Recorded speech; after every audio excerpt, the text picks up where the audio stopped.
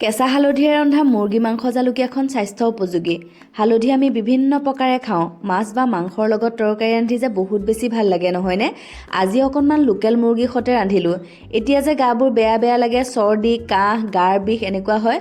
মোৰ অকণমান গাটো বেয়া, মই বোলো আজি সেই তৰকাৰীখনেই ৰান্ধি খাওঁ। জালুক, জিৰা, শুকান জলকীয়া এইবোৰ বটি ল'লোঁ। আনফালে পিঁয়াজ, আদা, নহৰুও বটি ল'লোঁ। কেৰাহীত তেল গৰম কৰি লৈ লং, দালচেনি, তেজপাত এখিলা দি এতিয়া বটি লোৱা পিঁয়াজ, আদা নহৰুখিনি দিলোঁ। তাৰপিছতে এতিয়া সেইখিনি অকণমান সময় কেঁচা গোন্ধ যোৱালৈকে ভাজি লৈ হালধিখিনি টুকুৰা টুকুৰকৈ আধা কাপ পানীৰে পিচি ল'লোঁ। এতিয়া দি দিম মছলা। অকণমান সময় মছলা দিয়াৰ পিছতে ভাজি লৈ কেঁচা হালধিখিনি দি দিলোঁ। পিচি লোৱা কেঁচা হালধিখিনি দিয়াৰ পিছত যে ভাজি থাকিলে ইমান ধুনীয়া সুগন্ধি ওলাই নহয়। অকণমান সময় ভাজি ভাজি যেই কেঁচা হালধিৰ কেঁচা গোন্ধ গ'ল, এতিয়া দি দিলোঁ মাংস। নিমখ এচামুচ দিলোঁ, তাৰপিছতে ভাজি থাকিলোঁ। বিভিন্ন প্ৰকাৰে খাইছোঁ। এইখন জুতি কিন্তু বৰ সোৱাদ ভৰা, মাছৰ লগতো ভাল লাগে।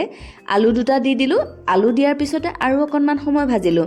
ঢাকন মাৰি মাৰি কম জুইত সিজাই যেই মাংস সুন্দৰকৈ সিজি আহিলে, এতিয়া একাপ জোখাৰে পানী দিলোঁ আৰু অকণমান দিব লাগিব।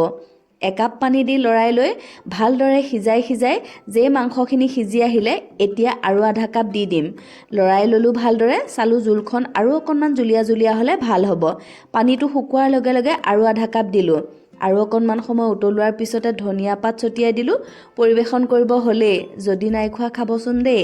আমাৰ আজি দুপৰীয়াৰ ব্যঞ্জন আছিলে, বৰ সোৱাদ ভৰা হয়। আলহীৰ ল'ৰা পোৱালি অকণ আছিলে, সি খাই খুবেই বেছি ভাল পালে।